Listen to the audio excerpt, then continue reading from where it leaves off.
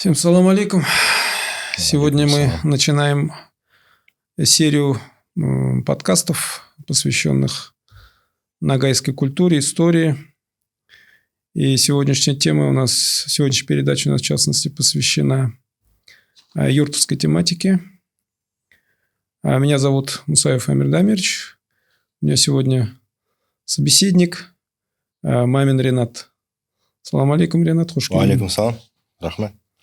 Ренат, для начала давайте с нашими зрителями познакомимся. Поэтому вы человек новый, так скажем, в ногайском эфире. И хотелось бы, чтобы вы немножко рассказали о себе. Кто вы, откуда вы, чем занимаетесь и как к этой тематике, так скажем, пришли к ногайской в частности. Еще раз алейкум салам. Спасибо за предоставленное слово. Зовут меня Ренат, фамилия моя Мамин. Многих моя фамилия с детства всегда вводит, кого-то в заблуждение, кто-то начинает прикалываться над фамилией. На самом деле фамилия татарская, но эта фамилия наша не родная. Мой дед в 30-е годы был репрессирован и после определенных событий поменял и фамилию, и имя, отчество. Так, наша настоящая фамилия – это Закарьяевы, потому что по отцовской стороне у меня все родственники с Солянки. Вот, наше ногайское село Солянка, Наримановский район нынешний. Вот, фамилия Закарьяева была, но потом дед ее поменял, и уже отец мой был рожден с этой фамилией, соответственно, я тоже. Это если кратко о нашей фамилии. Вот, а если по поводу того, как я пришел, наверное, я к нему и не приходил, я всегда в нем был. Мы не можем, прийти к тому, кем мы на самом деле были всегда. Вы о чем, в частности, сейчас? О ногайстве с вами. Понятно. Да, потому что кішке уақыттан бізге айта тұрғанда сен нуғайдың баласы, сен нуғай деп. И дедушки, и бабушки всегда говорили, то есть был такой маркер, идентификация, бізге айтылар, біз сіз нуғайлар деп. Сен нуғайдың баласы, айтпайдылар, сен татар деп, сен татардың баласы, сен нуғайдың баласы. А где у вас детство проходило? В основном в детстве у меня проходило село Три Протоки, потому что моя мать, Ашимова Зубайда Гумаровна мархум, она с села Три Протоки. Джамаль. Джамаль ауыл, біздің Искін Нуғай ауыл. По поводу этого, потом маленькую ремарку я хотел тоже сделать, по поводу недавно вышедших материалов в СМИ. Спасибо. Вот, и всегда было интересно. Во-первых, всегда с детства увлекался историей. И всегда нам говорили, татары. То есть классический учебник истории, татаро-монгольская ига, татаро-монгольское нашествие. И, как говорил у нас один комик, татары где монголы, или монголы где татары. Да. Вот. А дома, мы всегда сами отделяли, наши родители, что у нас ногайский язык, что мы ногайцы, в нашем астраханском произношении нугайди. И, в частности, также знакомые родственники, которые городские, которые именно татары, то есть это потомки казанских переселенцев с верхов, тоже всегда был такой четкий маркер «син нугай, мин татар». То есть они отделяли нас от себя, а мы отделяли себя от них. Вот. Также всегда, у нас по отцу сохранилось название нашего рода племени. Бзнерумус, Ахмангат. Племя Мангат, Ару, Ахмангат. И в детстве, и даже в юношестве я не понимал, что такое Мангат, кто такие Мангаты, кто такие Ахмангаты. И только потом уже в студенчестве, когда начал изучать историю, оказалось, что это очень древнее могущественное племя, которое пришло сюда в 13 веке. А из рода Ахмангат был знаменитый, не побоюсь этого слова, он может быть величайший, один из деятелей нашей истории, это эмир Едиге. Да. Вот, так что и по отцу, и по матери Миннугай, как нас дореволюционных называли юртовский Нугай. И потом, к сожалению, в силу печально известных событий, когда в 30-е годы прошлого века наш народ, скажем так, волюнтаристски начал называться татарами, нас записали татарами. Так что так-то мои предки, родители никогда не забывали то, что без нугайлар. Но было, наверное, такое явление, что между собой мы знаем, что мы нугай, но, скажем так, для кого-то других нашим было, наверное, долго объяснять, кто такие нугайлар, и когда там, например, представители других народов, просто кто-то говорит, татарин, так. Ну да, как этот маркер, условно говоря, дореволюционной русской администрации, Да, да. да. То есть не русский. Не русский, так скажем. Ну, если, скажем, ну, в 90-е годы еще такого, ну, скажем, не чувствовалось, но в последние годы, там, 10, может быть, 15 лет, когда усилилось присутствие у нас в регионе представителей Татарстана, и началось активное навязывание, да, именно татарской идентичности представителям нашего народа. И, к сожалению, в силу, наверное, как у нас говорят, бітін-баля надан шылтан, да, то есть все проблемы от неграмотности. К сожалению, вот этот процесс, то есть, например, я застал своих дедушек, бабушек, да, они были все дореволюционные, там, 13-го года, 9-го года. Да, носители традиций. Да, носители традиций, как бы, которые всегда четко говорили, біз нуғай, дед говорил, біз ахман. Потом было поколение моих родителей, да, то есть мои родители 40-х годов, конец 40-х годов. Ну, то же самое. А вот следующее поколение, это 60-е годы, уже пошла утрата идентичности. Хотя все знают, что без нуғай сейчас улемс, но потом пошло как бы знак равно между нуғай татар. А потом последние вот уже годы, скажем так, конец 90-х, нулевые годы, пошла замена. И слово нуғай вытесняется словом татар. Ну да. Но мы всегда осознавали и осознаем, еще раз говорю, есть родственники, то есть, ну, смешанные браки. Есть родственники, которые, ну, городские, да, кадалар или там знакомые. Они всегда четко отделяли. Это сейчас от татар? Да. Этнически? Да. Они отделяли себя от нас. А мы всегда отделяли нас от себя, да? Вот. Хотя было большое количество смешанных браков, там, компактного проживания. Об этом тоже, кстати, можем потом поговорить по результатам, ну, изучения, да, вот метрик мечети, которых мы изучаем. Но вот именно вот последние годы началось активное движение по, скажем, замещению и вытеснению ногайской идентичности из среды нашего народа. Но вот этот процесс как бы меня уже немножко настораживает, ну, скажем так, напрягает. Потому что, если так взять, то мы другие. Ну да. Мы другие, они другие. То есть мы потомки населения Астраханского ханства и Ногайской Орды большой, да. Вот особенно, ну, Килинчи и Едисаны – это те, кто позже переселился. Но это то туземное, скажем так, население, с которым контачила первая вот эта русская администрация после включения Нижнего Поволжья в состав Московского государства. Да. То есть мы никуда не делись. То есть, ну, вот это вот поэтому я не ученый, но позволю себе не согласиться с теорией интерстадиала, что была территория, населенная людьми, и потом после определенных событий все, люди исчезли. И мы прекрасно знаем, и в источниках читали, да, что хан убежал, но население и мурзы попрятались, а потом пришли и дали шерти. То есть присягнули на верность московскому государству. Да. То есть вместо хана занял белый царь. Ахпатша. Да, Ахпатша. Да, население наше никуда не делось. Оно приходило, уходило. В 17 веке перекочевали едисаны, да, с территории Большой Ногайской Орды. Это вот сегодняшние Килинчи, да, например.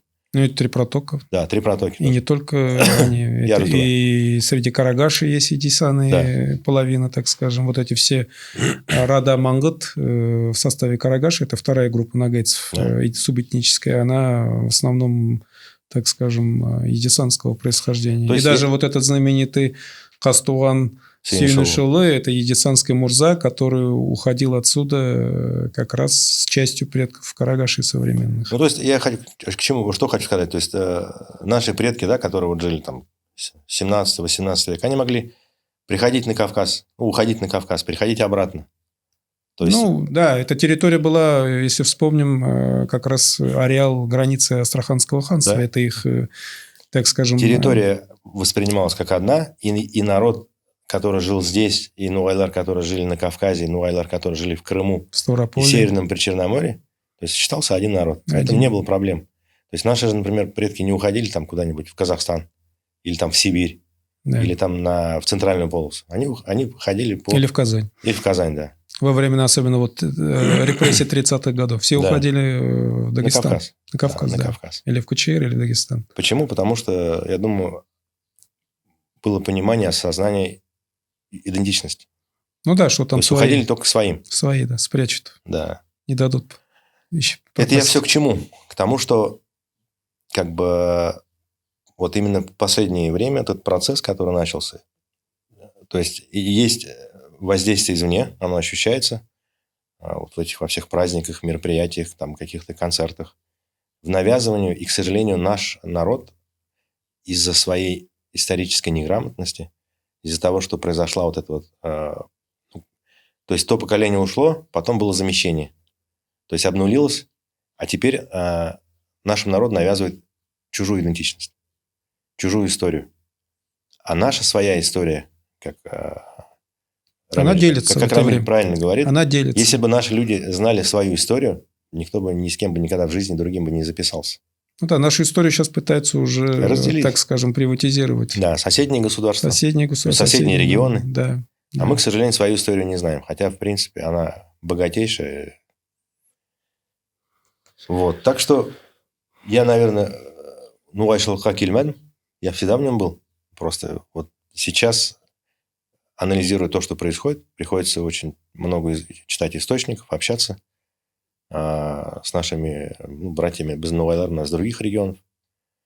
Это очень как бы сильно помогает, потому что, например, вот когда были там живые мои бабушки, дедушки, да, там спрашиваешь, кто от кого произошел. Вот у меня были записи, например, да, что, имена, вот кого дед помнил, я записал. Потом спрашиваешь у другой тетки, она называет чуть другое. А сейчас, к нашему огромному счастью, в Астраханской области архив государственный, он просто в огромном количестве оцифрован и выложен в общий доступ.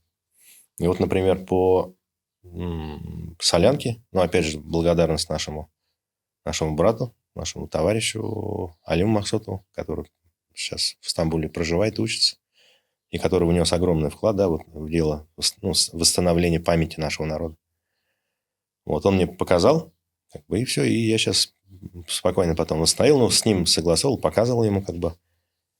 Вот, потому что, к сожалению, почерк иногда очень сильно не разбирать. В общем, мне удалось, то есть метрики мечети села Солянка. Кстати, до революции в Солянке было 7 мечетей. 7. Сейчас всего одна. Вот. И потом я перешел в документы «Ревизские сказки». Это документы уже русской администрации. Я дошел до середины 18 века. И восстановил всю последовательность своих предков. То есть от меня я 8-е поколение. Не 7, а 8 уже получается.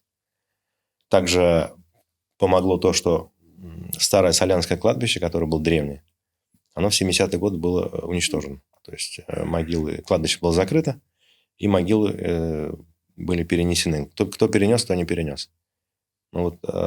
Наши камни, то есть моих предков, были перенесены моим дедом в 72 году.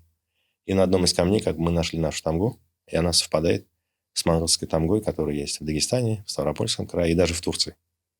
То есть те нугайлар, которые в Турции живут, у нас тамга одинаковая. Это именно монгольская тамга. Вот. Потом я пошел восстанавливать по матери 3 протоки. Также поднял метрики мечети, их там было 2 до революции. Также поднял документы ревизий. Вот. И также нашел, что самый мой отдаленный предок, Муса Алакаев, родился в 1758 году. И вот касательно вот этого момента, хочется сказать, недавно вышел материал, снятый каналом ТНВ, канал из Татарстана, которые снимали здесь материал о татарских, в кавычках, селах. И вот там был материал, да, про аул Джамале. Хоть это аул моей матери, а не отца, но так как мое детство каждый год летом меня из города, я вообще родился в городе, жил, отвозили туда. И вот мы с братом там все лето жили. То есть вот этот нугайшылык я, наверное, там впитал в себя, да. Карачай, Бауырсак, Питер, Кумпаш. Это вот такие вещи. Хабак бурак, картуп тильди. Нугай-Малиш. Да, это вот Нугай-Малиш, Хабак бурак. Это вот те вещи, которые без Нугайга скажешь сразу. Вот именно вот эти вещи, да, Нугай-Малиш, да, это маркер. То есть городские татары не готовили его, приезжие. Это именно ногайская тема. Вот. И вот вышел материал, да, и я не мог, как бы смотрел, слушал, что там люди говорили. Во-первых, если вы обратили внимание на язык диктора, это литературный татарский язык, да, казанский говор. И язык, на котором местные жители этого села пытаются разговаривать. У них не получается. Потому что безін ялпақтыл, келишпейді қазанларға. Мы не можем так... Не, мы можем так разговаривать. Я учил в свое время татарский язык, я умею по-татарски читать, писать. Моя бабушка была учителем в Трех Протоках в 30-е годы. Моя мама учила татарский язык в школе, но она говорила, у нас у всех был... Мы не могли на нем разговаривать. Приходили домой, и қуанып разговаривали узын ялпақ, нуғайтылмыста. Так вот, что интересно, да, вот диктор начали... Я не затронул историю этого села. И вот некоторые жители села говорят, что это село переселенческое, что какие-то жители спускались на плотах, и это село было основано. Ну, хочу сказать, что это не так. Сейчас вот ведется большая работа, да, вот я знаю, Али Махсуд ведет большую работу по метрикам наших мечетей. Вот я эти метрики сейчас тоже очень сильно изучаю. Кроме этого, мы изучаем надгробные камни на наших кладбищах. И вот для примера, да, например, метрика, мечеть номер 1, села Три Протоки, там, 1891 год. И вот пошел, открываешь, там, например, ну, я утрирую, да, родился там 18 детей в этом году. И читаешь первый, там, мальчик, атасы, юртский нугай. Там, такой-то, такой-то, такой-то. Анаса, юртский нугай. Значит, большинство, то есть 85-90% сами себя идентифицировали как юртский нугай. Еще есть харагаши, это второе по количеству. То есть, это люди, которые жили в наших селах как одно целое. И встречаются казахи и туркмены. Вот. Вот этническая картина и самоидентификация нашего народа. То же самое солянка. То же самое. Да все наши села. Вот последнее изучал Килинчи, выезжал на кладбище, там подснимали материал мы, камни надгробные. Самое главное, в метриках сохранились тамги, то есть родовые знаки. Они же повторяются на кладбище, на камнях. Вот последний выезд был такой достаточно интересный, это Килинчи. То есть, как мы знаем, Килинчи это Едисанское, да. Это Урусовы, да? Да, Мурзы это... Урусовы. И в работе Торопицына как раз было указано 3 едисанских улуса или арды. Это Сарайшықлы, Шығырлы и Бугажа. Да. И вот Сарайчикский и вот Шығырлы, да, вот эти тамги есть в метриках, есть на камнях. В селе было 3 мечети, то есть 3 улуса, 3 мечети. 3 махалли, да, в селе. Да. И, ну, сейчас жители села говорят, верхнее село, среднее, нижнее. Ну, название забыли уже. Оно называлось именно... Вот, а Киляше это, опять же, да, попытка некоторых там татарских ученых называть Киляше, там слово перед... Нет, Киляше это род Едисанский, это в составе Едисанской орды, да. 7 родов, да, вот одним из был как раз Едисан, вернее, Килинчи. Еще одно было вот это Кинегес, Махалля Кинегес, в частности, есть в ауле Қызан. И было в ауле Тияк, Арга-Тияк. Это вот, по-моему, на месте, где сейчас стоит 74-я школа. Вот это как раз следы, так скажем, едисанского влияния на этногенез юртовских нагайцев. Также, когда уходили из левого берега Волги нагайские, так скажем, улусы, также фиксируются такие... У Трипавлова фиксируются такие улусы, как Сарайшықлы, Хужа и Базар. И одноименные, так скажем, махалля, в частности, вот в Тияке было махалля и мечеть Сарайшықлы. А у нас вот в Казани 2 махалля носили название Базар-аул и Хужа-аул. Это вот как раз связь... в частности, с едисанами. Ну да, и Сарайшық, получается, в Килинчах. Да, и в Килинчах, да. И, ну, также влияние астраханского юрта, то есть жители Астраханского ханства, это вот в таких топонимах, как там был племенной состав карачебеев, имеется в виду карачебеков в Астраханском ханстве, это вот кунграты, Қытай, салджуты, мангыты и... Салджуты, мангыты и, по-моему, кипчаки, если не ошибаюсь. Да. И вот эти самые маркеры, они фиксируются, в частности, вот в селе Каргали, это 2 махалля, Кирит и Камшак. В русских архивах есть упоминание табунного головы по фамилии Киритов. который возглавлял как раз табун кипчакского родства. И вот в Казани фиксируется также махалля Хорнат-аул. Хорнат, да, это Хонград. Да. Современные, так скажем, современная мечеть, которая вот в 93-м году была восстановлена, заново отстроена в татарской Башмаковке в Казани, это как раз стоит на месте вот этой самой Хорнат-мечети. Да, еще один род, вернее, племя, которое было в Астраханском ханстве, это Алшин. Алшины есть они у нагайцев Ставрополья, Алчунова, есть они и в Крыму. То есть, вот этот, так скажем, пласт истории, вот этот пласт народа, который участвовал в этногенезе всех нагайцев, и в частности юртовских нагайцев, они фиксируются вот в этих топонимах, названиях Махалля.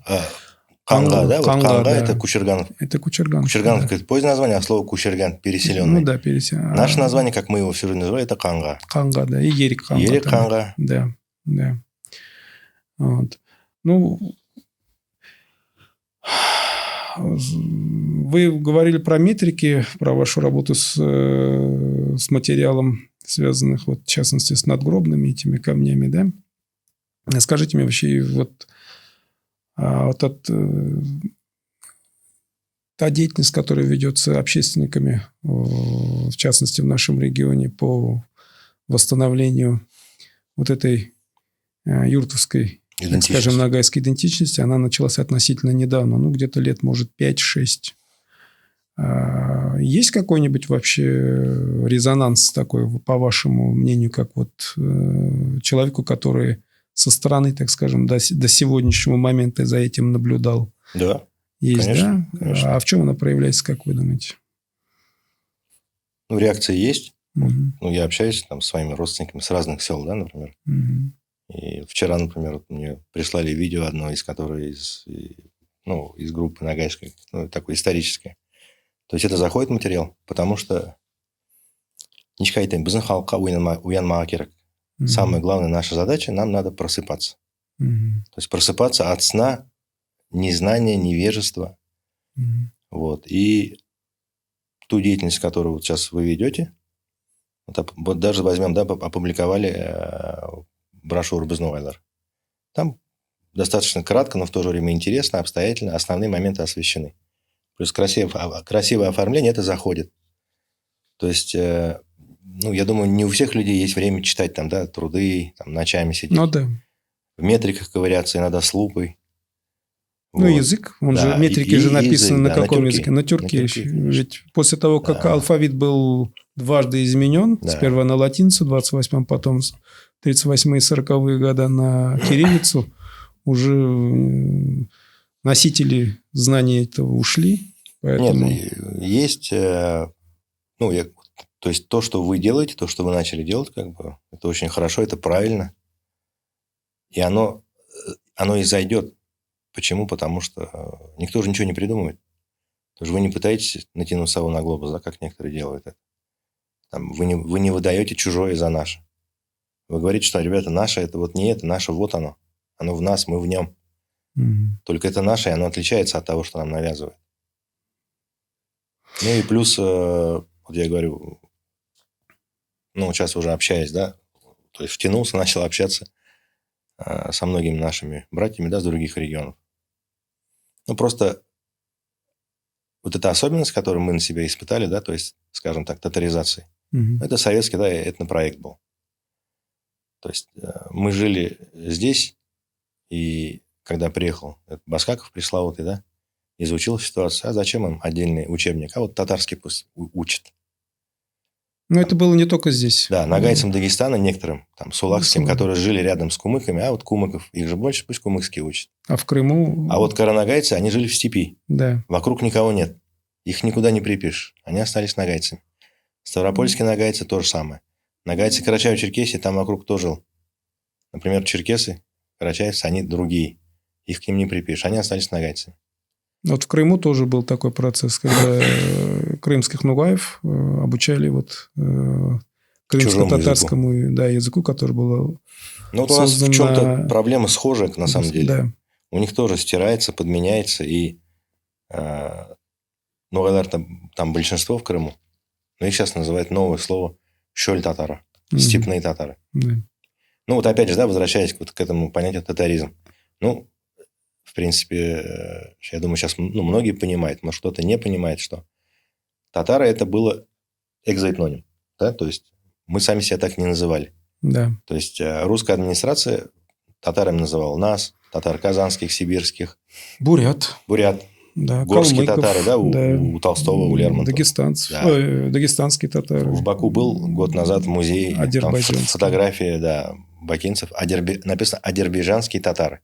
Да. То есть татары это как, не побоюсь этого слова, как европейцы называли коренных жителей Америки, да, индейцы. Хотя они вообще не индейцы, а Колумб искал просто Индию, и первых, кого он увидел аборигенов, назвали индиан, да, индейцы. Вот оно прилепилось к ним. Но индейцы сами себя индейцами же не называют. Ну да, всех восточных соседей называли татарами, западных немцами. Ну, немцев, да. Немец, потому что немой, да, слово немец, поэтому немец. Понять его не можно. И поэтому, в официальных документах, да, администрации мы были там юртовские татары. Все были татары. Но сами себя, и Гмелин, да, и Татищев, и Небольшин, они же общались тогда именно с нашими предками. Ну да, с носителями. Идентификация была новая. И все об этом пишут. Да. И самое главное, мы до сих пор это помним и знаем, что Бузнувай. И поэтому продолжать называться чужим именем. А сейчас нам уже вдалбливают это. Вдалбливают, затирают, что мы часть татарского народа, часть этноса. И что наш язык – это какой-то говор там, какого-то диалект, какой-то казанский или заказанский. Идиома. Да. Но это же вообще, это не так. То есть, понимаете, вот если так брать, мы не вписываемся туда. То есть, вот есть пазл, а мы тот элемент, который не заходит туда. Да. А мы заходим в другую. С такой понятием Нугай Даньяса, да, Ногайский мир. Вот туда мы заходим. И внешне, антропологически, да, вот опять же, когда некоторые наши говорят, вот мы татары, я говорю, ребята, а вы в Татарстане-то были вообще? Даже антропологически. Я говорю, вот мы сейчас туда приедем в какую-нибудь деревню, Мамадышский район, и нам сразу скажут, ребята, вы кто? В лучшем случае скажут башкир. Вот с башкиром мы похожи, да? А когда услышат наш язык, они будут просто, мягко говоря, удивлены. Я просто разговаривал, общался. Когда разговариваешь с ними на казанском литературном, вроде там, да. А потом переходишь на наш, и тут возникает немая пауза. Это какой язык? Потому что он другой. Но в то же время мы спокойно понимаем нагайцев Дагестана, Чечни, Кубан-Навайда, Ах-Навайда, Крым-Навайда. Крымов, да. Я вот везде, где был, разговаривал, проблем нет. У нас один язык. Да, есть определенные отличия. Но у нас отличия есть определенные между селами. Да. То есть название, там, как называется замок, как называется молоток, здесь так, и там легкое произношение. Но мы один народ, то есть мы не часть татарского мира, мы часть ногайского мира, который, к сожалению, был забыт в силу ряда трагических событий, да, которые были в истории. Так называемый бутылочный горлышко, который наш народ прошел, и некогда там миллионное население степи ногайской сегодня представлено там отдельными фрагментами. Да. Лоскутами. А реально. Да, даже вот вы правильно говорите по поводу съездить в Казань. Ведь там многие, так скажем, наши, как это правильно назвать-то, не соотечественники, а представители нашего, так скажем, народа, юртовцы. Многие там по определенным причинам. Кто-то уехал учиться, остался, кто-то там работать уехал, остался и так далее. Но что интересно, они там живут, работают и так далее. Но у них там существует свое, условно так скажем, землячество. Да, бля. То есть вопрос, рядом с тобой вроде живут татары, твои, так скажем, родные, как ты считаешь, братья. Родные братья, общайтесь с ними. Они в лучшем случае троюродные. Да, и в лучшем случае. Да.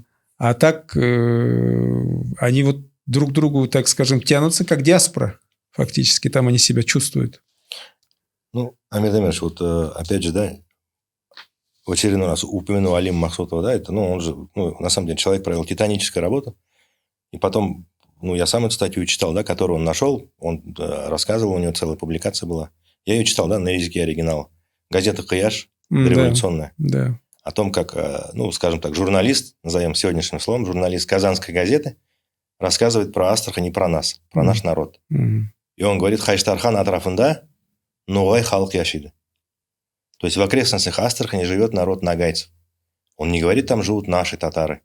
Он не говорит, там живут наши братья там или наши. Он говорит о нас как о стороннем. То есть, ну, о другом народе. Ну, как внешний наблюдатель. Да. Это раз. Во-вторых, недавно тут были какие-то вопросы по самоидентификации Умерова, как он называл. Ну, вот, опять же, да, вот этот «Ноғай жырлары», который Алим нашел, перевел. Также мы читали на том языке оригинала. Он говорит «Біздің ноғай халық», наш нагайский народ. Он не говорит «Біздің татар халық». Вот эти все игры, как бы, то есть, ну, вот если так взять, да, вот, то есть, 30-е годы пошло вот это навязывание идентичности, языка. Потом произошло обнуление. А сейчас это легко заходит нашему народу. Зашло уже. Вот эти танцы, не наши танцы, которые танцуют. Вот этот праздник, ну, возьмем, это праздник Сабантуй. Ну, во-первых, я хочу сразу еще раз оговориться. Я ничего не имею против татар. То есть, татары, ну, мы их уважаем. Но мы – это мы. И я против навязывания чужого нам. Праздник Сабантуй – это не наш праздник. Я, будучи ребенком, спрашивал у дедушки Сабантуй. Он говорит, балам, ул біздің байрам тугуль. Сабантуй – это не наш праздник.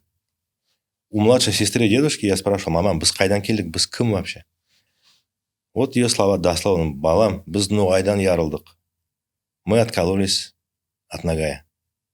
Ну, Ногай в смысле, в широком понимании. Ну, вышли, понимании, да, из Ногая. Мы часть ногайского мира. И сегодняшний Сабантуй – это не наш праздник. Вот эти костюмы, ну, это костюмы татар средней полосы. Но это не наша одежда. А есть, да, фотографии дореволюционные и раннесоветские. Да. Да, как одевались наши дедушки, бабушки. Бурык, казакин, бишмет, итек. Да. Это у мужчин, да? Женщина. То есть, и эта одежда, она соотносится с общеногайским традицией одежды. Да, у женщин бишмет, арқалық. Кухня наша, да, например? Тастар. Да. Чак-чак у нас никогда... Это сейчас говорят модно. Чак-чак. Лахсалва. Лахсалва – это лахса, халва. Да. Лахса – это лапша, халва в виде лапши. Вот наше название. Да, залитые алвой. Да? Ашпышмак у нас никогда не делали треугольники. Это сейчас там треугольник. Это не наше блюдо. Парамяш и то катпар парамяш. Я любил из печки слоеное тесто. Да. Катланшик. Да? Ну, у нас говорили катпар парамяш. Слоеный парамяш. Катланшик парамяш, да. Да. Плав. Ноғай малыш. С тыквой. Да. Причем. Хабак бурак. Да. То есть, сейчас идет... Когда наши забывают свое. Когда свое забыл, легче. То есть, тебя обнулили, память стерли, и легче навязать чужое. И ты уже начинаешь воспринимать, а это мое, а это не наша культура. То есть, танцы, песни. Вот опять же, я, например, в своем далеком детской памяти, да, там, бабушка на ночь напевала, да, хушавазы вот эти. Угу. Они другие. Угу. Я не помню их сейчас. Но мелодия другая, мотив. Они грустные все почему-то были. То есть, там... А то, что вот, ну, еще раз, то есть, у народов Татарстана своя культура. Ну, вот у татар, да, Татарстана. То есть, своя эстрада, свои певцы. Но даже мелодии у біздің киіміз түгіл. Біздің халықтың киелері башқа еді. Да. И вот опять же, вот в этой книге же идет описание, да, что как сначала дамбру заменили на гармошку, и песни сначала ногайские были забыты, начали петь русские частушки, молодежь, а потом перешли на казанские. Сегодня... Это, по-моему, у Умара Муляминова, имам хуже мечети. А сейчас у нас на свадьбах приходишь, везде уфтанма. И самое, что интересное, ведь жители наших сел, вот вы из Башмаковки, да, там, вот любую татарскую песню дайте, они не смогут ее перевести, они не понимают до конца. И вот мне было интересно, вот этот вот сюжет, канал ТНВ, который вышел, опять же, я к нему вернусь, не могу я его, это как триггер у меня. Ну, я понял, ну, я понимаю его на 100%, а я думаю, половина жителей Трех Проток не поняли его полностью, потому что язык ведущие, журналисты, и наш язык – это разный язык. Ну, этот сюжет, он-то предназначен не для жителей Астраханской, так скажем, не для этих сел. Но говорят про нас. Нет, говорят про нас, но он-то предназначен именно ну, вот хорошо, для... те, кто принимали участие в съемках, наши жители, они не могут на этом языке разговаривать? Согласен. Это раз. Во-вторых, они не знают свою историю, может быть, не хотят знать. Вот. Поэтому мы сейчас все это читаем, изучаем, чтобы донести. Ребят, Вы никакие не переселенцы, вы жили здесь. Да, вот мы говорили про то, что когда хан бежал во второй половине 16 века, в середине 16 века, а место его, так скажем, занял в иерархии этот самый, как его, Белый царь и так далее.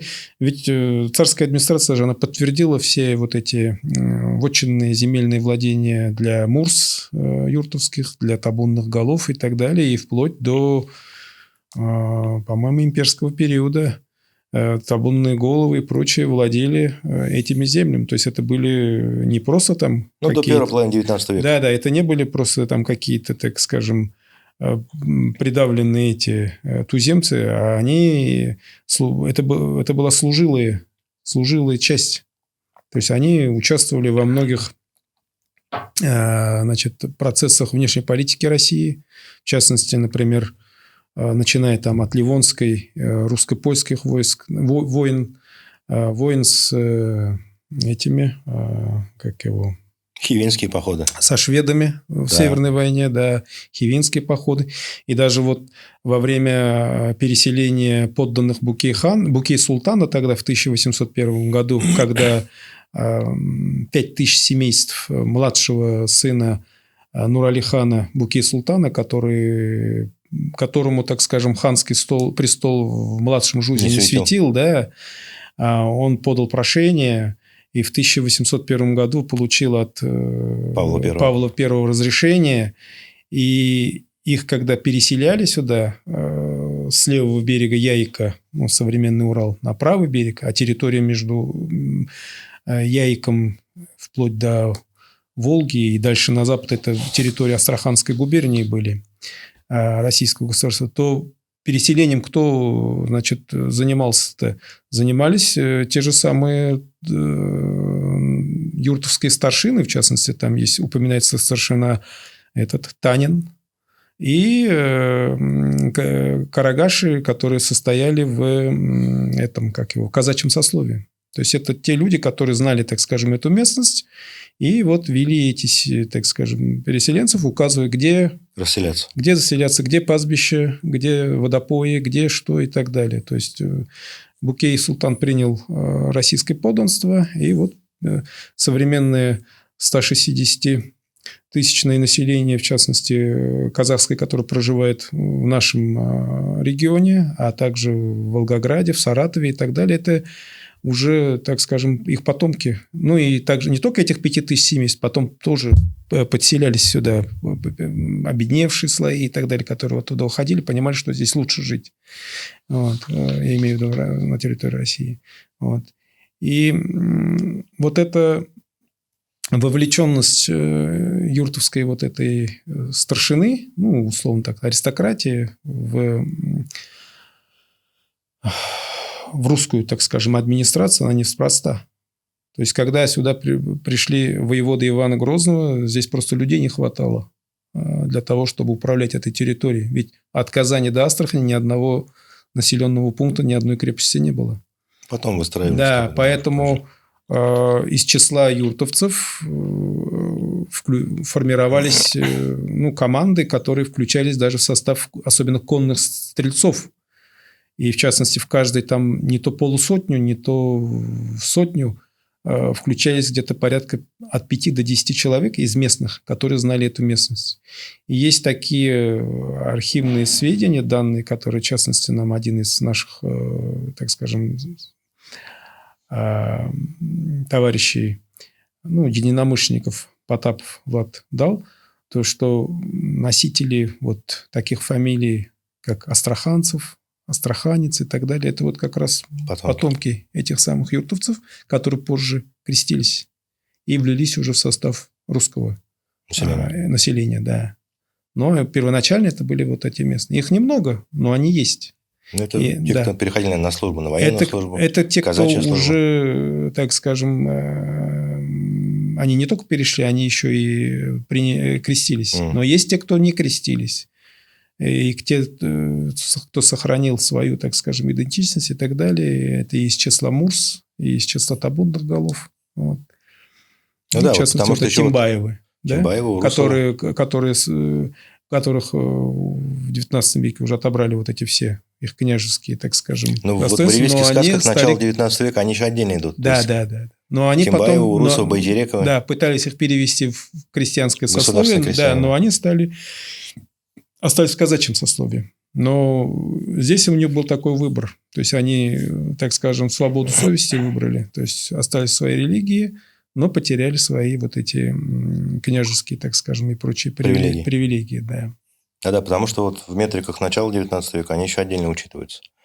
Причем они были не только в современном, да, Тияк, Зацарева, Башмаковка, Каргали, Иксатова, Мшаик, Осыпной Бугор, Килинчи. И еще кочующие на правом берегу. Ну, это утары. Да, ну, среди них тоже жили мурзы. Да, да, да. Вот именно Урусова, Тимбаева, Байтерекова. Да. Это вот 3 таких фамилии больших. Ну, это, получается, идыгеиды все. Это все потомки Эдиге, да, через Измаила. И там есть интересные документы. Кто-то служил на Кавказе, да? Там в районе Моздока. Звание там ротмистр, вахмистр. В казаках. Да. Ну, вообще, сейчас бы вот хотелось бы поговорить вообще, откуда взялся этот татаризм, да? Ведь когда вы говорили... Ведь татаризм, ну, так скажем, вот этот процесс, он же затронул не только Нулаев, Нижнего Поволжья. Он же затронул и татар, и причем сибирских, я имею в виду, и башкир, и туркмен. В частности, если, например, взять сейчас современный, так называемый атлас татарских говоров, берем Астраханский регион, Астраханскую область, например, там указано, что на среднем диалекте татарского языка разговаривают не только села, про которые вы говорили, юртовские, да, но и карагашские села, и утарские, и Хундрау, имеется в виду Тулугановка, и даже туркменские села Атал и Фунтово. Хотя мы, проживая здесь, прекрасно знаем, что это не так. Вот. Но в советский период действительно вы говорили правильно, что в Астраханском регионе и среди туркмен велось обучение на литературном татарском языке. Но он не зашел, потому что это совсем другой язык. Это тюркский язык. Это туркмены, не агузы же. Да. Это тюркский язык, но это язык булгаро-кипчакской подгруппы. Наш язык, в частности, наш диалект. Кипчакско-нагайский. Да, он кипчакско-нагайский. И Институтом языкознания РАН отнесен как раз юртовские, карагашские, они отнесены к диалектами, признаны диалектами именно нагайского языка. Ну, действительно, вот вы говорили, что способствует наданшылық, говорите, да, но опять-таки, благодаря чему этот наданшылық-то произошел? Ведь во времена культурной революции многие деятели из числа как юртовской интеллигенции, так и карагашской были подвержены репрессиям. И многие, так скажем, пострадали. Кто-то был вынужден покинуть этот регион, а кто-то поплатился за это жизнью. Сейчас многие жители вот этих юртовских сел знают Абдуллу Тукая, Мусу Джалиля, да, и так далее. Но никто не знает Басыра Абдуллина, уроженца села Каргали, который считается основателем нагайской драматургии. Нажиб Гасри, который первый, кто пытался проводить создать литературно-нагайский язык на основе юртовского диалекта. Вот у него были труды, но, к сожалению, вот эта репрессивная машина смяла их всех. А далее Бекбулат Салиев, уроженец нашего села Хзан, да, первый профессор истории Республики Узбекской ССР. Его сейчас пытаются представить там узбеком или еще кем-то и так далее, но мы поднимали метрические книги Махалля Курнат мечети, по-моему, до конца 17 века подняли.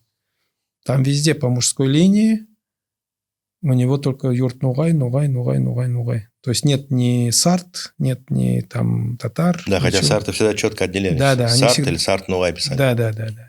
А там четко юрт Нугай, Нугай, юрт Нугай, Нугай. По мужской линии. Возможно, по женской кто-то был. Но мы-то ведем свою, так скажем, идентичность по отцу, а не по мужской линии. Берем Джанибекова, Абдулхамид Шершембиевича, да. Кстати, Исалиев тоже был репрессирован в конце 30-х годов. Тот же самый Джанибеков, да, был вынужден покинуть наш регион, и только вот в Ставрополе, а позже в КЧР, так скажем, мог создать вот эту литературную норму ногайского языка, но на основе ачекулакского, так скажем, диалекта ставропольского и так далее. А Джанибеков, у него мать Харагаш, отец Харагаш, да? У Джанибекова? Да. У него отец Харагаш, мать юртская, Асе, по-моему, ее звали. Берем их учителя Абдулхамида, Абдрахмана Умерова, тоже Харагаш Нугай, тоже был сослан на север, да, и там погиб. В Архангельской области. Вот это... Причем, я вас перебью, да, вот у Умерова, насколько я знаю, была работа уже по истории Ногайцев, да, Астрахань. Да. Она, к сожалению, не сохранилась. Нет. А так вот жаль. Может быть, когда-нибудь следы всплывут ее, хотя навряд ли. Но я думаю, он собирал вот эти данные именно в том числе по архивам, по метрикам. Да. Может быть, по каким-то старым историческим трудам. Да, источники, которые для нас либо уже потеряны, либо еще, так скажем, неизвестны. Это только вот люди, которые, так скажем, как-то себя проявили, да, показали. А сколько было у таких мыслителей на таком уровне, так скажем, местном, там, сельском и прочем, да, ну, тот же Умар Алаш, например, у которого тоже выходили определенные статьи, где он тоже сетовал, вот вы сейчас сказали, о том, что теряется вот эта ногайская, так скажем, культура, которая подменяется там чужими песнями, чужими этими и так далее, да, и прочее. То есть вот этот, он, кстати, тоже подвергся репрессиям во время религиозных гонений. Вот. И вот эта вся, так скажем, интеллектуальная элита, она была снесена. Ну, а так как святое место пусто не бывает, вакуум, да. А этот вакуум был заполнен как раз татарскими учителями, татарскими председателями сельских советов и прочее. И вот в рамках вот этой коренизации и прочего, укрупнения родственных крупных этносов за счет мелких, ну, не мелких, а я имею в виду малочисленных этносов, да, родственных им. Вот эта политика здесь как раз и проводилась. Поэтому в школах, во всех школах обучение вели на татарском литературном языке. Вот. И это как раз привело к тому, что где-то послевоенный период уже вот эта ногайская, так скажем, идентичность начинает замещаться вот этой чуждой татарской. Здесь также нужно учитывать тот момент, что война тоже внесла свои коррективы, потому что многие носители этой самой идентичности погибли на полях сражения Великой Отечественной войны. И после войны уже людям, видимо, было не до, так скажем, этих истории, этнографии. Не до высоких шел материй. Вопрос о выживании. Да, шел вопрос о том, чтобы выжить. Вот. И, кстати, когда вот говорим про выживание, опять-таки мне вот один из дедов рассказывал, когда он вернулся в 1946 году, демобилизовался, демобилизация была. Куда они ездили-то, так скажем, за кукурузой и за прочим? Тогда они ездили в Буйнакск. То есть в сторону вот Каранагая. Дагестан, да.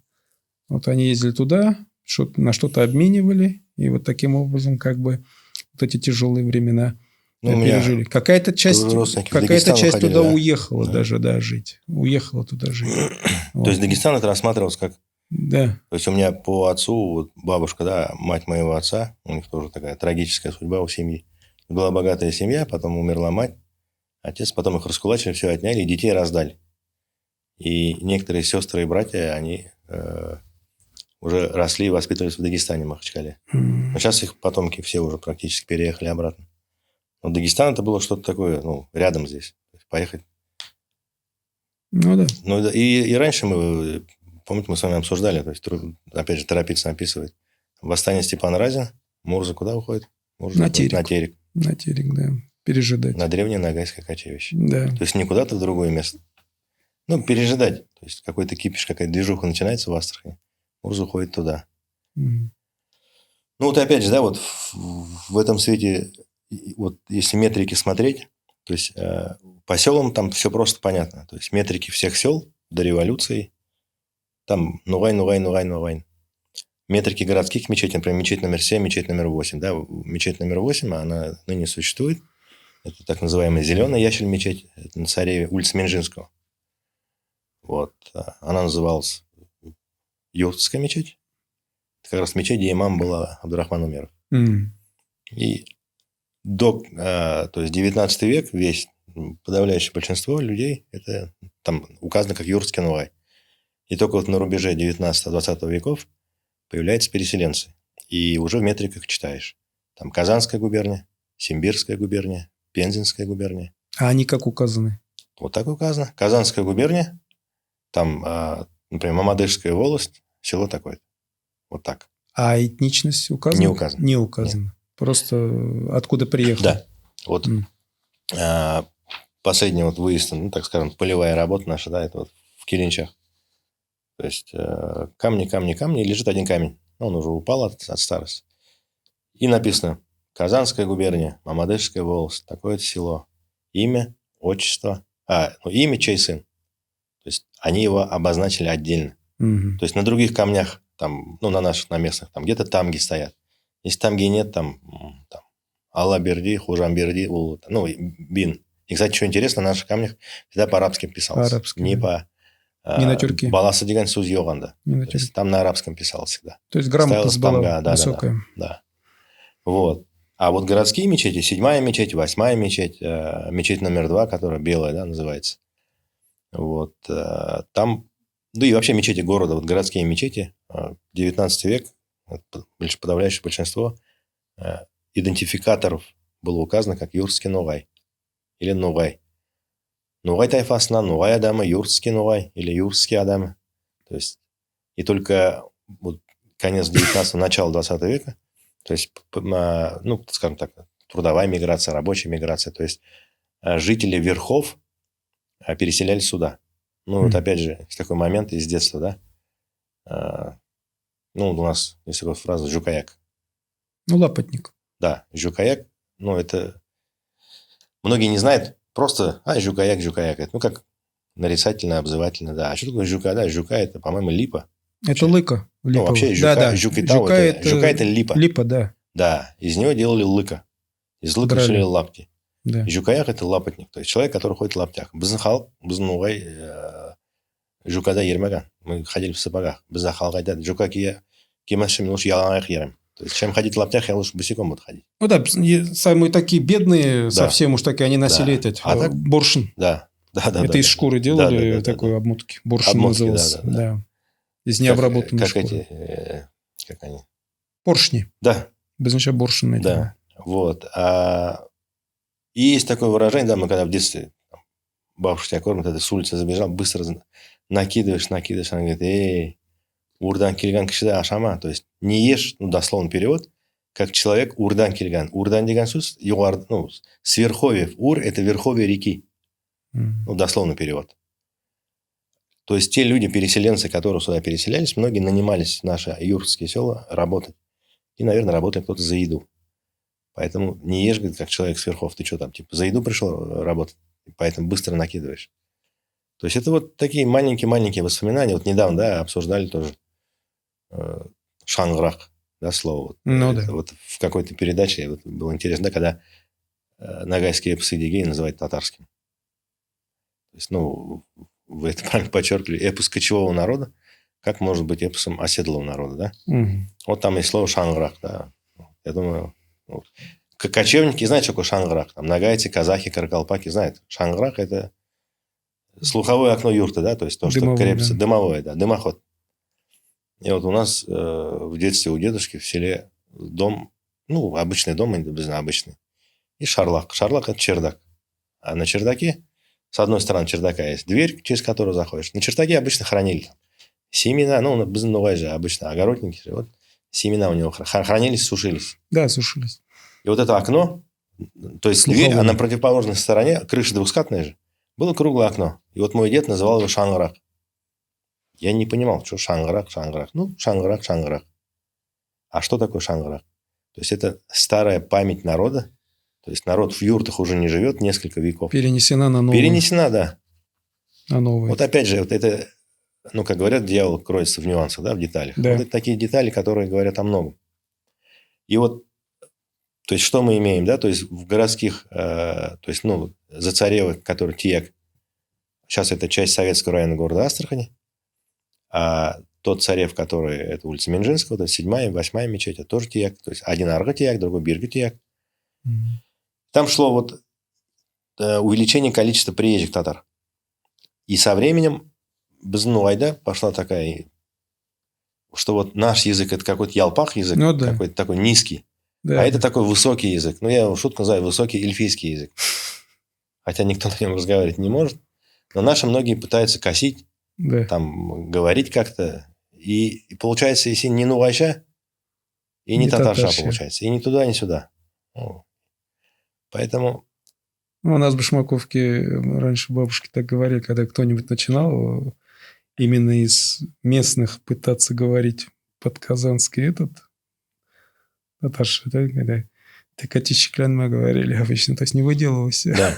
По твоей роже уже видно, кто ты такой. То есть, говорит, ты даже залезешь в печку, тебе, говорит, по заднице можно узнать, кто ты такой.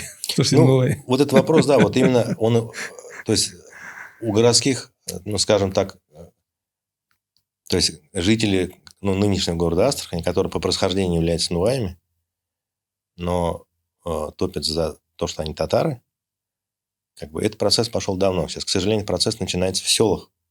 То есть в селах, ну, то есть в моем детстве, то есть там 3 протоки, Солянка, да, например. Ну, в детстве я в Башмаковке несколько раз всего был. Вот советский поселок, у нас там родственники тоже жили. В Килинчах я был в детстве, с бабушкой ездил, да, там к ее подружкам. Кузяинга. Был такой раньше. Раньше Кузяинга часто звали. Да, да. И Новая Шелка это было как... Ну, это было какой-то... Ну, это само собой разумеющееся. А сейчас идет процесс замещения. Вот это на самом деле страшно. Потому что мы много чего потеряли уже. Но потеря самоидентификации – это конец, ну, для человека. Ведь если брать по нашей религии, то есть в исламе национализм, он порицаем. Есть хадис пророка сам на эту тему. Но, с другой стороны, непризнание своего отца – это также грех.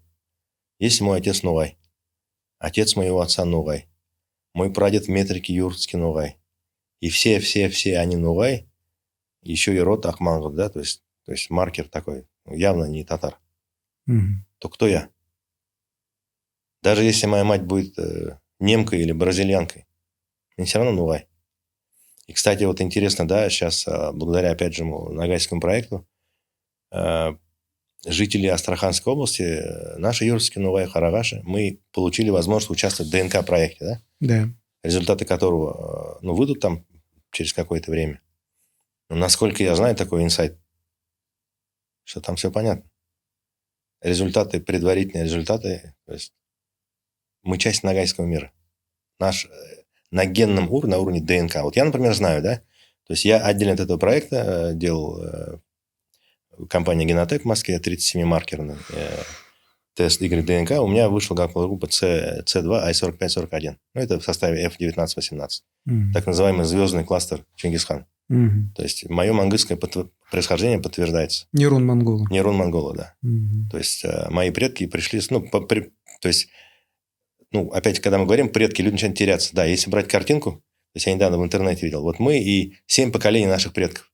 То есть мама, там отец, мама, мать, мамы, и у каждого отец, мать, мать, и там получается 127 человек. А прямая мужская линия, да, то есть прямая мужская линия предковая, то есть она одна. То есть вот Y ДНК передается только по отцу. То есть мой предок по прямой линии пришел сюда, получается, в 13 веке. Ну, кстати, мангут – это же, так скажем, маркер именно вот нагайцев. Да. Его нет ни у казахов, ни у татар. Он есть у узбеков, у кочевых, у каракалпаков? Да. Он есть у каракалпаков, да. Но вот эдигеидов нет ни у тех, ни у этих. Они есть у нас, они есть в этом, КЧР. Да. Они вот. Причем, интересно, вот калмыки, они же называют нагайцев мангут. Мангут. Да. И те народы, которые были так или иначе, так скажем, включены в политическую сферу влияния этих, как его, Ногайской Орды или Ногайского, так скажем, как вы говорите, мира, они тоже их маркируют как мангут. И этих, и башкир, и этих, крымских. А татар в Средней Азии называли Нугай. Да, но это другое. Но, что интересно, казахов калмыки мангутами не называют. Они их называют хасхут. Как? Хасхут. То есть, здесь четко показано, что они как бы их не включают в состав ногайского, так скажем, мира. То есть, это другой народ. Но это, да, действительно, самоназвания-то разные у нас. Как с татарами, так и с казахами. Вот. Правда, есть в младшем Жузе группа так называемых, сейчас их называют нугай-казахами или букеевские нугаи. Но это, опять-таки, 4 группы, 4 рода, которые туда попали в 18 веке. Бежали, так скажем, из-под Оренбурга. Салтана улица, да? Да. 4 рода за то, что их... Они пытались там, по-моему, осаждать Кизляр или что там. Их пытались, так скажем... Их переселяли оттуда. Вот, в район Казани, кажется. И они вот из-под Оренбурга бежали к Нурали хану. И там уже они были в составе... Использовались ханами младшего Жуза в качестве... как тулингутов. Как там. Есть у них понятие тулингут, а это нугай-казахи. Нугай, вернее. И они не входят в жузовую систему казахского общества. То есть, там у них не входят торе, чингизиды, кожа, да, и вот эти нугай-казахи, так называемые кермес, как они их называют. То есть, это четко показывает, что сам народ на уровне, так скажем, вот народа, на таком уровне, он отделял маркеры, вот это свой-чужой, он четко показывал. Вот это свои, эти хоть и родственные и так далее, но чужие. Как с той, так и с этой стороны. Теперь давайте, у нас остается, в принципе, немного времени, поговорим. У нас такая вот тема, которой мы касались переписи. Да, что вообще было сделано за этот период, да, нами. У нас вообще вот этот ногайский проект, юртовско-ногайский проект, он существует не очень долго, где-то 5 лет, может быть, да, но за это время мы запустили такой проект, как диктанты на юртовско-ногайском и карагашском диалектах. До этого это никто не делал. Были сняты фильмы. Фильмы снимались как самими общественниками, так с телевидения Дагестана приезжал, снимал наш брат один. Также, кстати, был снят фильм, по-моему, ГТРК «Россия. Культура. Страна людей». Да. Но из-за того, что там нас не приглашали, видно, что консультанты такие, так скажем, сами, либо с двойной этничности, слабенькие, так скажем, поэтому там до конца и так и не было сказано, кто мы. Татары мы или нугаи. То есть, не были приглашены именно вот та часть носителей юртовской ногайской идентичности. И фильм, конечно, по фактологии нормальный, но в плане вот концепции и так далее он продолжает идти в старой, так скажем, парадигме, в той татаристской. Были выпущены научные статьи, причем они печатались и в ваковских журналах. Сейчас мы вот ожидаем еще выход одной статьи, посвященной непосредственно истории юртовцев. Проводились экспедиции, которые вот осуществлялись сотрудниками различных институтов российской науки, научной сферы. В частности, к нам приезжал Ахмед Ярлыкапов, изучал эпитафику вот этих наших юртовских кладбищ. Айна Черкесова приезжала, собирала фольклор. Это с Карачаево-Черкесии. Вот. Приезжали венгры, 2 историка, 2 деятеля, так скажем, истории культуры, истории там, танца, музыки и так далее. Вот 2 венгра, они вот буквально в конце прошлого года были. Они ищут, так скажем, свою прародину венгерскую. Вот. И что интересно, что они сказали, что ногайская вот эта мелодия, вот эта архаичная мелодия, она, говорит, во многом, говорит, совпадает именно с венгерской.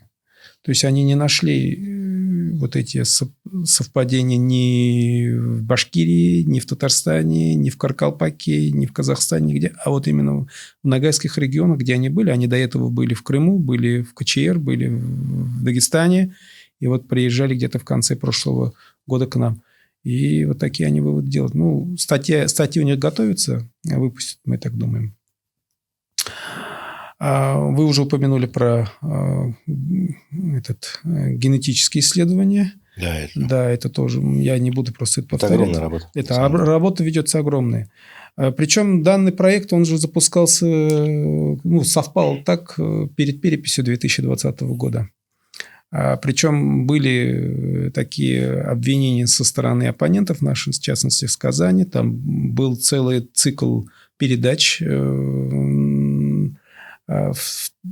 на татарском телевидении, вот этот «Татарстан. Новый век». Проводились круглые столы и прочее, правда, без приглашения нас, оппонентов, так скажем.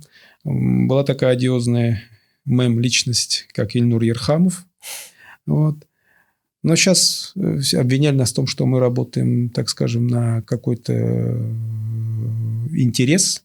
Но сейчас вот перепись прошла уже где-то сколько? Интерес пропал у них. 4 года прошло, да, интерес пропал у них, они исчезли. Мы продолжаем работать. То есть, вот отсюда мотивация, да? То есть, для чего? Это надо было все только им для переписи. Да.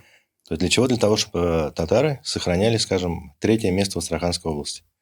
Но там не только это. Там, смотрите, если брать юртовцев, в частности, и всех нагайцев, которые живут в Нижнем Поволжье, их от силы где-то 1050-60, может быть.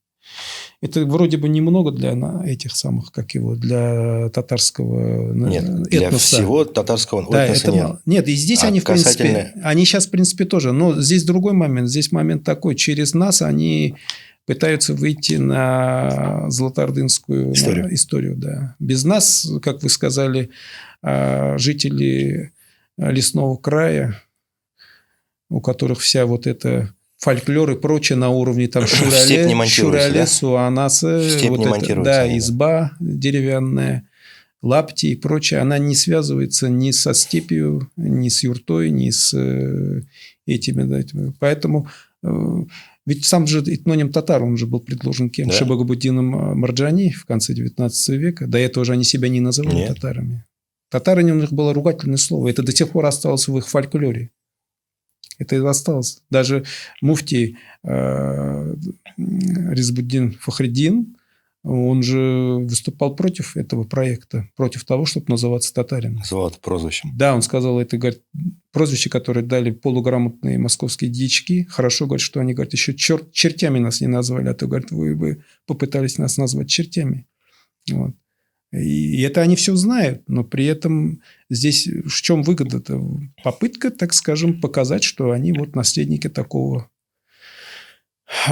цивилизации степной ордынской и так далее, чего у них нет по факту. Там вот. Только правители были и войсковая знать. И 4 рода, причем по признанию самих татарских исследователей, того же Исхакова, Измайлова, кипчако-ногайского происхождения. Вот это Аргын, Барын, Мангыт и Кипчак. Они уходили отсюда, с Нижней Волги. Далее, что у нас? Ну, еще, что интересно, во времена вот этой самой переписи исчезла табличка на Ногайской мечети, которая находится на улице Казанской. Это историческое название. Это историческое название. Вчера метрики я читал этой мечети, она называется Нугай Мешит. Да, она есть в метриках, поэтому наша задача восстановить эту самую табличку. Еще один момент такой, это юртовская топонимика, которая никем не изучена. Вот такие названия, как Камызяк, Каргали, Килинчи, Бузан, Кизань, Хантуба, Тумахтуба. Далее что у нас? Машаик, Биштубиновка, Солянка, да и сама Астрахань, Кашкариновка, Рычай, Ирле, Ексатово. Это вот небольшой такой, так скажем, пример топонимики, которые связаны именно с юртовцами, юртовского происхождения. Она фиксируется еще, некоторые из них фиксируются, например, при вхождении Нижнего Поволжья в состав Астрахани. Чиган, например, это где пишут, что хан бежал там через Кизань, Чиган, Камызяк ушел там на это, как его, на Каспий и дальше туда. Низовье, да, через дельту ушел на Кавказ, в эту Кавказскую Тюмень и так далее. И в 17 веке это все фиксируется, когда из тюркского населения, проживающего здесь, в низовьях Волги, только были вот как раз вот эти юртовцы, служилые. Больше никого здесь не было.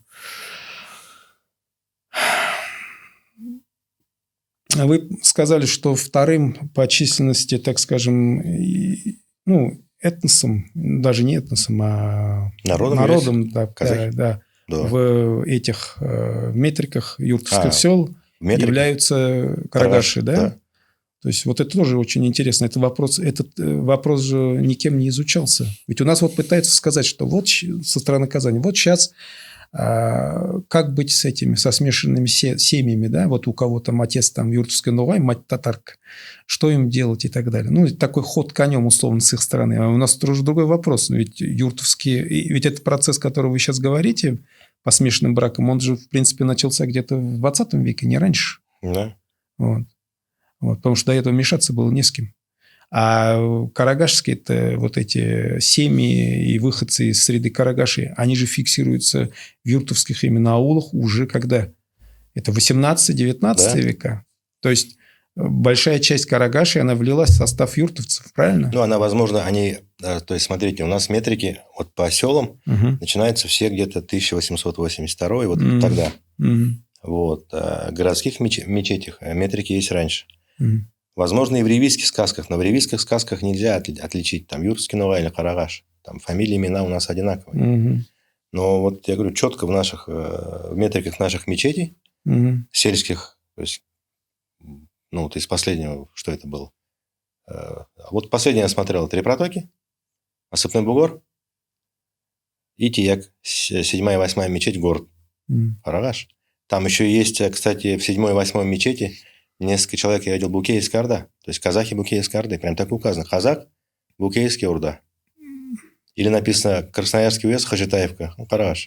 То есть, они даже написано, откуда они. То есть, не просто казах, а казах Букеевской Орды. Или Карагаш из Хажитаевки. Вот. То есть, такая была градация, да? То есть, понять, кто этот человек. Вот и все. Но карагаши у нас, они на 2-м месте, на самом деле. И в 3 протоках. То есть, они принимали активное участие в этногенезе, да? Этих юртовских Нугаев. Да. Это неотделимые, так скажем, наши. И вот некоторые тамги, которые мы смотрим, этот процесс изучается, он только начался, да? Я думаю, это какие-то тамги на кладбищах или метриках, это карагашские тамги будут у нас. Вот сейчас вот это Шукштамга, буква Т, вот эти Багана тамга найманские. Вообще, это, конечно, это вообще просто интересно. К сожалению, сейчас молодежь спрашивает, а какого я рода? То есть, они, жалко, что их родители не знают. То есть, и я, наоборот, то есть, благодарен своим дедам, что они передали, эту память, и я там как-то сам интересовался. Молодежь хочет знать, есть на это запрос, да, от молодежи. Потому что, самое главное, что я бы хотел, чтобы у нас народ проснулся. Опять же, надо вспоминать, кто мы. Правильно. Надо узнавать, надо восстанавливать это. Вот эти, как вы думаете, вот эти маркеры в чем заключаются в идентичности? В смысле? Определение вот этих этничностей. Вот я юртовский, в чем маркеры отличия и так далее? Вот для той же молодежи, как вы думаете, по-вашему? Знание своей истории. Так. Понимание, кто я. Понимание того, что я не пришлый, что ни на каком плоту я сюда не переехал. Мои предки жили здесь много веков. То есть, если я говорю, документальное подтверждение, да, то есть, мои предки жили здесь в середине 18 века, я их нашел в ревизских сказках. То есть, я по прямой проследил их всех. Они жили здесь. То есть, документально подтверждено. Это, то есть, мы коренные здесь. Мы влились, то есть, мои предки, да, то есть, мы здесь жили, то есть, наши мурзы там находились на военной службе. То есть, мы были частью этого общества на протяжении многих веков. А какие, вот напоследок давайте перечислим, какие вот населенные пункты, села, так скажем, являются именно Юртскими? юртскими, да. Ну, давайте начнем с правого берега. Солянка, Мгм. Биштубиновка, Канга, как место. Хотя даже вот вы сейчас поедете в Кучургановку, вы внешне посмотрите, Кангада и фамилии, вот эти вот, которые на Бердеев заканчиваются, Да. это признак, это ногайский маркер. Да. Потом на левый берег переходим. Башмаков, Казан, Майликуль, Иксатова, Каргалы, Карагали, Тияк, оба Тияка. Потому что неделю назад я исследовал кладбище, сейчас место Сабансьяр называется, аэропорт. Да. Это кладбище Тияка. Там древнейшие камни, древнейшие, с древнейшими тамгами, кунграты, кипчаки. Все это есть там. Потом Семиковка, Осыпной бугор, Три протока, Кулаковка, Буздамкуль. Ну, Кулахау, как называют, хотя... Мышаик. Да, Казаул, Мышаик, Келящик. Келещи. Да. Ну, еще есть Тулугановка, Кундравская, да. Ну, и Карагашские села Лапас, Ясенсакан, Хажитаев, Это Сеидовка, да. То есть, вот. То есть, например, ну, возьмите меня, да, то есть, отец Солянки, мать всех проток, я родился в городе. И сколько таких людей, живущих в городе, которые, по сути, по происхождению являются нагайцами, но идентифицируют себя как татары. То есть, еще раз, самое страшное здесь, то есть, ну, лично для меня, то есть, я уважаю все нации, то есть, татары. Если ты татарин, будь татарин и держись за это вот так. Если ты казах, будь казахом, держись за это, знай свою историю, своих предков. То есть, ну, не надо там, плохо, когда кто-то начинает гордиться, там, ну, то есть, возгордиться – это плохо. Но знать свое ты обязан. Потому что мы должны знать, кто наш отец. И быть тем, кем являлся наш отец. Но плохо то, что нам навязывают то, кем мы не являемся на самом деле. Искусственно. И оно и не приживается. То есть, и наши пытаются там... Ну, вот эти вот танцы, вот эти вот башмаковский ансамбль «Мирас», да? Но это же не наши танцы. Вот опять же, повторюсь, я когда был маленький, там, 80-е годы, был на старых свадьбах. Да. Когда свадьбы не как сейчас, там одна свадьба в банкетном зале, и все разбежались. Кияусы, Тахтой, Кампитой, Мамайтой. И я помню танцы, Биткурем, да, я помню танцы. Баян Бастру, да, это опять же наши маркеры. Ну да, там был целый свадебный комплекс. Это те вещи, которые отличают нас. У татар нет в культуре такого. Тугас, да. Вот это вот старые обычаи, которые описывались еще, что когда невеста заходила, когда невесту заводили домой, то есть почему Биткурем, да, над ней держали платок, чтобы ее никто не видел. Да. А при входе в новый дом кайнанасы камыштан ут салады.